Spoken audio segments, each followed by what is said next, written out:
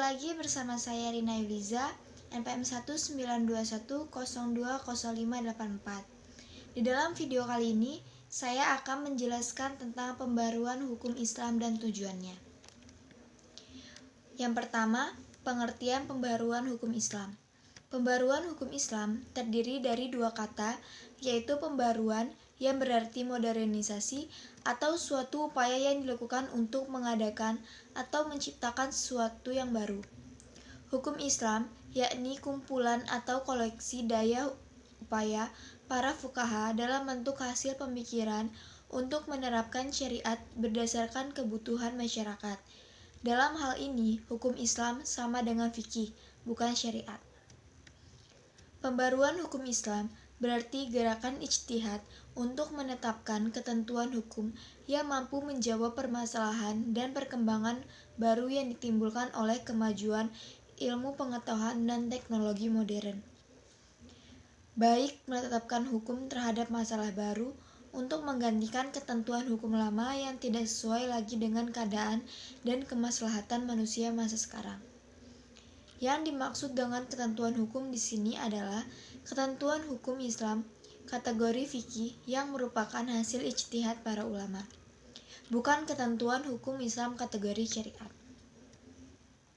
Pengertian ijtihad. Ijtihad adalah salah satu wacana dalam pembaruan. Secara terminologi, ijtihad adalah menggerakkan seluruh kemampuan dan usaha dalam mencari hukum syariat. Kata ijtihad hanya digunakan pada usaha yang memerlukan pengarahan tenaga semaksimal mungkin demi sebuah tujuan. Pembaruan juga dapat dilakukan dengan usaha-usaha pentahqiqan. Dengan usaha pentahqiqan ini akan terlihat keaslian dan kemurnian ajaran Islam. Cara ini lebih mudah dibandingkan dengan ijtihad. Meskipun cara ini barangkali termasuk dalam wilayah ijtihad, dikatakan lebih mudah karena hanya mengoreksi sebuah pendapat. Akan lebih mudah lagi bila kita memiliki fasilitas di atas. Gerakan mendobrak taklid dan menghidupkan kembali ijtihad untuk mengembangkan hukum Islam disebut gerakan pembaruan hukum Islam. Sebab gerakan itu untuk menetapkan ketentuan hukum yang mampu menjawab permasalahan dan perkembangan baru yang ditimbulkan oleh kemajuan ilmu pengetahuan dan teknologi modern. Menetapkan ketentuan hukum yang mampu menjawab permasalahan dan perkembangan baru itu mengandung dua unsur. Yang pertama, menetapkan hukum terhadap masalah-masalah baru yang belum ada ketentuan hukumnya, seperti bayi tabung. Yang kedua yaitu menetapkan atau mencari ketentuan hukum baru bagi sesuatu yang sudah ada ketentuan hukumnya, tetapi tidak sesuai lagi dengan keadaan dan kemaslahatan manusia masa sekarang.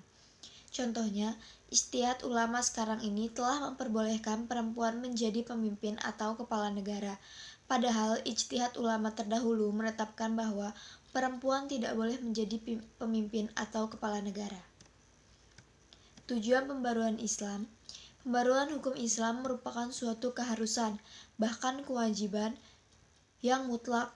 Pembaruan atau modernisasi berarti berpikir dan bekerja menurut fitrah atau sunatullah yang hakiki. Sunatullah telah menjewantahkan dirinya dalam hukum Islam. Maka untuk menjadi modern, manusia harus mengerti terlebih dahulu hukum yang berlaku dalam alam itu. Manusia, karena keterbatasan kemampuan, tidak sekaligus mengerti sunatullah itu, melainkan sedikit demi sedikit dari waktu ke waktu. Sejak awal, hukum Islam sebenarnya tidak memiliki tujuan lain kecuali kemaslahatan keadilan manusia. Ungkapan bahwa hukum Islam dicanangkan demi kebahagiaan manusia lahir batin dan dunia ukhrawi sepenuhnya mencerminkan kemaslahatan manusia. Sekian penjelasan dari saya, kurang lebihnya saya mohon maaf. Saya akhiri, wabillahi taufiq wal hidayah. Wassalamualaikum warahmatullahi wabarakatuh.